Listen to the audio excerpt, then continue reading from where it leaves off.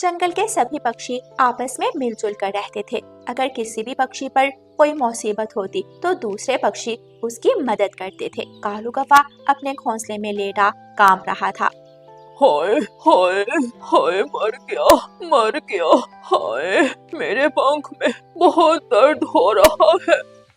रानू चिड़िया वहाँ से गुजरती है तो कालू कौवे को रोता हुआ देखकर वहाँ आती है। अरे कौवे भैया, क्या हुआ, रो क्यों रहे हो? आप ठीक तो हो? नहीं चिड़िया, मैं बिल्कुल भी ठीक नहीं हूँ, मेरे पंखों में दर्द है, मेरी मदद करो। कौवे भैया, आप आराम से घोंसले में लेट जाएं, मैं अभी आपको दवा ला कर देती हूँ। चिड़िया वहाँ से चली जाती है। तोता और कबूतर बैठे हुए थे। चिड़िया तोते और कबूतर के पास जाती है। तोते और कबूतर भाई, कालू कौवे की तबीयत ठीक नहीं है, मैं कालू कौवे के लिए दवा लेने जा रही हूँ और आप कालू भाई के लिए दाना ढूंढ लाएं। ठीक है चिड़िया बहन, जैसे हमने पहले हमेशा एक दूसरे की मदद की है, अब भी ऐसा ही करेंगे। हम अभी कालू कौवे के लिए दाना ढूंढने जाते हैं। फिर तोता और कबूतर कालू कौवे के लिए दाना ढूंढने चले जाते हैं। रानू चिड़िया उड़ती हुई पहाड़ों पर जाती है। पहाड़ों पर बूढ़ी चिड़िया रहती थी। रानू चिड़िया बूढ़ी चिड़िया से पूछती है, माँ जी, हमारे दोस्त कालू कौवे के पंख में दर्द है, दर्द में देने वाली जड़ी बूटी कहाँ से मिलेगी? बेटी, मेरे घर के पीछे कुछ लाल बीज हैं, तुम वो लाल बीज तोड़ कर ले जाओ और उनका रस कालू कौवे को पिला देना। रस पीते ही कालू कौवे के पंख का दर्द ठीक हो जाएगा। रानू चिड़िया बूढ़ी चिड़िया माँ को धन्यवाद बोलकर वहाँ से जाती है। रानू चिड़िया लाल बीज तोड़ती है और वापस कालू कौवे की तरफ उड़ती है। लाल फूलों का रस पीते ही कालू कौवे के पंख का दर्द ठीक हो जाता है और कौवा उठकर बैठ जाता है। चिड़िया, जादू, इन लाल बीजों के रस ने तो जादू कर दिया, मेरे पंख का दर्द अब ठीक है, मैं उड़ सकता हूँ। तभी तोता और कबूतर दाना लेकर घोंसले में पहुँच जाते हैं। नहीं नहीं कौवे भैया, अभी आपको उड़ने की जरूरत नहीं है, हम आपका दाना ले आए हैं, आप ये दाना खाएं और आज की रात आराम करें और फिर कल सब जंगल घूमने एक साथ जाएंगे। कालू कौवा बहुत खुश था क्योंकि उस मुश्किल वक्त में कालू कौवे के दोस्तों ने उसकी मदद की थी। दिन गुजरते के सब कुछ अच्छे से चल रहा था और फिर आहिस्ता आहिस्ता उस जंगल में भोजन की कमी होने लगी। आज तो सुबह से मुझे एक भी दाना नहीं मिला, मैं कबूतर से जाकर पूछती हूँ, शायद कबूतर के पास कोई दाना हो। कबूतर भैया, मैं भूखी हूँ, क्या आपको कहीं से दाना मिला? अगर आपके पास दाना है तो मुझे एक दाना दे दे। कहाँ रानू चिड़िया, मैंने तो कल से कुछ नहीं खाया, मुझे 2 दिन पहले एक सरसों का दाना मिला था जिसे खाकर अभी तक जिंदा हूँ। चिड़िया और कबूतर आपस में बातें कर रहे थे कि तोता वहाँ आ जाता है। आखिर कब तक चिड़िया, हमें इस जंगल में भूख से मरना होगा। मैं तो कहता हूँ हम ये जंगल छोड़कर दूसरे जंगल चले जाएं। मैंने सुना है उस जंगल में फूलों का मौसम है और रसदार फूल भी आसानी से मिल जाते हैं।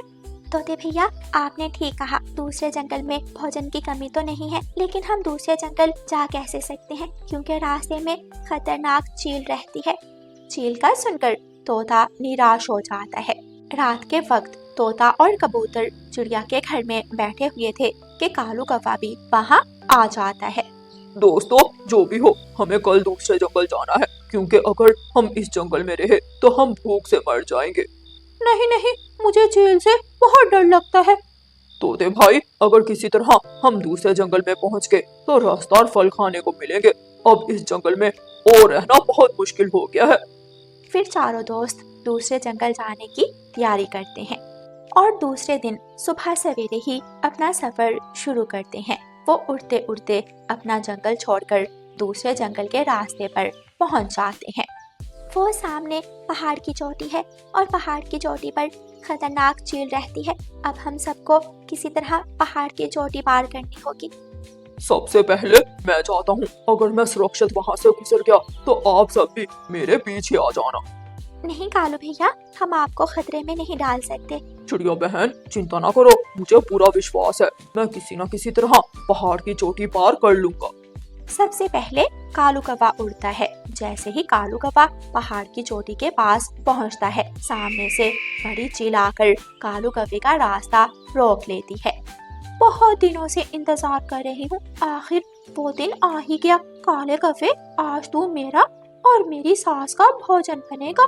चील बहन देखो, मैं कौवा हूँ और मेरा मांस बहुत सख्त होता है। जितनी भी आग जला लो, जितना भी पानी डाल लेना, मेरा मांस गलने वाला नहीं। और अगर तूने हंडिया ठीक से ना बनाई तो तेरी सास तुझे घर से निकाल देगी। कौवे, मेरी सास तो पहले ही बात बात पर मुझसे लड़ाई करती है। तूने सच कहा, जा तू चला जा, मैं बाद में आने वाले किसी और पक्षी को पकड़ लूंगी। कौवा खुशी खुशी वहाँ से चला जाता है। तोते और कबूतर भाई, कालू कौवा तो गुजर गया, अब मैं जाती हूँ। अगर मैं सुरक्षित वहाँ से गुजर गई तो आप भी मेरे पीछे आ जाना। रानू चिड़िया उड़ती है। जैसे ही रानू चिड़िया पहाड़ के पास से गुजरती है, चील रानू चिड़िया का रास्ता रोक लेती है। चिड़िया, तू मेरी सास का पसंदीदा भोजन है, आज तो मेरी सास खुश हो जाएगी। आजा आजा चिड़िया, मेरे पास आजा। चील बहन, मैं तो आपके पास ही आ रही थी, लेकिन मैं चाहती हूँ कि आपकी सास को दो दो खुशियाँ मिले। दो दो खुशियाँ? लेकिन वो कैसे चिड़िया? बहन चील, मैं कुछ ही दिनों बाद अंडा देने वाली हूँ। आप मुझे दूसरे जंगल जाने दें। जैसे ही मैं अंडा दूंगी तो आप आ जाना। आप मुझे और मेरे अंडे को घर ले जाना, ऐसे आपकी सास खुश हो जाएगी। चिड़िया, तुमने ठीक कहा, मेरी सास को अंडा बहुत पसंद है। जब मैं अपनी सास को अंडा खिलाऊंगी तो मेरी सास कभी मुझसे लड़ाई नहीं करेगी। ठीक है, तुम जाओ, चली जाओ यहाँ से। चिड़िया खुशी खुशी वहाँ से उड़ती है और दूसरे जंगल सुरक्षित पहुँच जाती है। कबूतर, चिड़िया भी चली गई, अब कौन जाएगा? तू जाएगा या मैं जाऊँ? यार तोते, मैं ही जाता हूँ। अगर मैं वहाँ से गुजर गया तो तुम मेरे पीछे ही आ जाना। फिर कबूतर उड़ता है और चील कबूतर का रास्ता भी रोक लेती है। चिट्टे कबूतर, मेरी सास को कबूतर का शोरबा बहुत पसंद है। आज मैं लाल मिर्ची डालकर तेरा शोरबा बनाऊंगी। चील बहन, तुम मुझे शौक से खा लेना, लेकिन पहले मेरी एक बात सुन लो। हाँ बताओ कबूतर, मैं मरने वाले पक्षी की हर आखिरी इच्छा पूरी करती हूँ। मैं ऊंचे आसमान में उड़ सकता हूँ। अगर तुम मुझे छोड़ दो और दूसरे जंगल जाने दो तो मैं ऊंचे आसमान में उड़कर हर रोज तुम्हारे लिए खरगोश ढूंढ कर लाऊंगा। ये सुनकर चील जल्दी से बोलती है, लेकिन मेरी सास को तो चूहा पसंद है, क्या तुम चूहा भी ढूंढ सकते हो? क्या, मैं तो तुम्हारे लिए 100 चूहे ढूंढ कर लाऊंगा, बस अब मुझे जाने दो। अपनी चालाकी और होशियारी से कबूतर भी वहाँ से गुजर जाता है। अब बारी आ जाती है तोते की। सब गुजर गए, अब मेरी बारी है, देखता हूँ जाकर चील क्या कहती है। अरे तोते, कहाँ जा रहे हो? मेरी सास ने पिछले साल एक तोता खाया था और पूरे 1 साल से मेरी सास दोबारा तोता खाने की जिद कर रही है। जल्दी से मेरे पास आ जा। धीरज रखो चील बहन, मैं तो आया ही आपका भोजन बनने के लिए हूँ। तो फिर चल मेरे साथ, मेरे घर चल, वरना उठा कर ले जाऊंगी। नाना चील बहन, मुझे अभी मत खाना, अभी मेरे पेट में जहर है। अरे ये क्या बोल रहे हो तोते, तुम्हारे पेट में जहर कहाँ से आ गया? अभी थोड़ी देर पहले मेरे 3 दोस्त मुझे छोड़कर चले गए, मैं भी उनके साथ जाने की जिद कर रहा था, इसलिए उन्होंने मुझे जहर दे दी। मुझे दूसरे जंगल जाने दो, 2-4 दिनों में मेरे पेट से जहर का असर खत्म हो जाएगा और फिर तुम आकर मुझे खा लेना। छी छी, मैं नहीं खाऊंगी जहरीला तोता। अगर मेरी सास को कुछ हो गया तो मेरी सास मुझे छोड़ेगी नहीं। तोता भी फुर्र से वहाँ से उड़ जाता है। नए जंगल में चारों दोस्त इकट्ठे हो जाते हैं और सब अपनी अपनी बात बताकर खूब हंसते हैं। दोस्तों, हम नए जंगल में तो पहुँच गए, अब हमें इस नए जंगल में हमारे लिए घर बना लेना चाहिए। अगर हम अलग अलग रहे तो वो चील हम पर हमला करेगी और हम में से किसी न किसी एक को पकड़ लेगी, इसलिए मैं तो कहता हूँ हम सब एक ही घर बना लेते हैं। तोते की बात सभी को पसंद आती है और वो सब मिलकर घर बनाने का काम शुरू करते हैं। अरे बहू, सुना है जंगल में नए पक्षी आए हैं, लेकिन तुम मेरे लिए एक भी पक्षी पकड़ कर नहीं लाई, क्या तुम्हारे पंख कमजोर हो गए हैं? सासू माँ, चिंता ना करो, बस 1-2 दिनों की बात है। मैं तुम्हें सुबह, दोपहर और शाम मांस ही मांस खिलाऊंगी, चिड़िया खिलाऊंगी, चिड़िया का अंडा खिलाऊंगी, कबूतर खिलाऊंगी और कबूतर के पकड़े हुए चूहे खिलाऊंगी। जैसे ही तोते के पेट से जहर का असर खत्म होगा, मैं तोता भी पकड़ लाऊंगी। चारों दोस्त अपने लिए सुरक्षित घर बना लेते हैं। उस जंगल में भोजन की कमी नहीं थी। वो सब अपने घर में बैठकर मीठे फल खाते हैं और आपस में बातें करने लगते हैं। आधी रात को घर के दरवाजे पर दस्तक होती है। चिड़िया, बाहर देखो कौन है।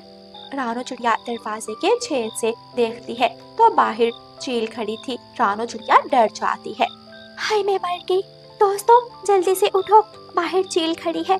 चिड़िया बहन, दरवाजा मत खोलना। दोस्तों, अगर हमें इस जंगल में रहना है तो हमें इस चील को ठिकाने लगाना होगा, वरना हम यूं ही रात डरते रहेंगे और ये चील हमें सोने नहीं देगी। दरवाजा खोलो, दरवाजा खोलो, वरना मैं दरवाजा तोड़ दूंगी। मैं अब और इंतजार नहीं कर सकती। मेरी सास भूखी बैठी है। फिर कौवा दरवाजे के पास जाता है और चील से कहता है, चील, तुम यहाँ से चली जाओ। मेरे बाकी 3 दोस्त इस वक्त घर में नहीं है। कल सुबह बड़े पेड़ के नीचे आ जाना, वहाँ मेरे सारे दोस्त इकट्ठे होंगे और उन्हें पकड़कर ले जाना। ठीक है काले कौवे, मैं जा रही हूँ, लेकिन अगर कल तुमने अपने दोस्तों को मेरा भोजन न बनाया तो मैं तुम्हें ही पकड़ कर ले जाऊंगी। दूसरे दिन चारों दोस्त बड़े पेड़ के नीचे जाकर बैठ जाते हैं। उनके पास एक बड़ा लोहे का पिंजरा था। माही चील भी वहाँ आ जाती है। कौन जाएगा मेरे साथ? चिड़िया जाएगी, तोता जाएगा या फिर कबूतर जाएगा? कौवे का मांस तो मेरी सास को पसंद नहीं आएगा। चील बहन, आपका बहुत बहुत शुक्रिया जो आपने 2 दिन हमें इस जंगल के फल खाने का मौका दिया। मेरे दोस्तों ने फैसला किया है कि वो सब इकट्ठे आपके साथ जाएंगे। तो फिर जल्दी से चलो, मेरी सास तुम्हारा इंतजार कर रही है। चील बहन, ये देखें, हमारे पास लोहे का पिंजरा है। हम बहुत देर से इस पिंजरे के अंदर जाने की कोशिश कर रहे हैं, लेकिन ये पिंजरा छोटा है। क्या तुम हमें बता सकती हो कि हम सब इस पिंजरे में कैसे कैद हो सकते हैं? ये तो बहुत आसान है, मैं अभी तुम्हें बताती हूँ। पहले अपनी चोंच और अपना सर पिंजरे के अंदर करो, ऐसे जैसे मैं कर रही हूँ। जैसे ही चील अपनी चोंच और सर पिंजरे के अंदर करती है, कालू कौवा चील को पीछे से धक्का देता है और पिंजरे के अंदर गिरा देता है। रानो चिड़िया जल्दी से पिंजरे का दरवाजा बंद कर देती है। नहीं, ये धोखा है, ये धोखा है, मुझे छोड़ दो, मुझे जाने दो। आपने ठीक कहा, ये धोखा है, लेकिन अगर हम आपको ये धोखा ना देते तो जिंदा कैसे रहते? माफ करना, आपको दाना पानी पिंजरे के अंदर मिलता रहेगा। चील पक्षियों को देखती रह जाती है और खुशी खुशी उस जंगल के मीठे फल खाते हैं। प्यारे दोस्तों, इस कहानी को लाइक, अपने दोस्तों के साथ शेयर और चैनल को सब्सक्राइब जरूर करना। आपका धन्यवाद।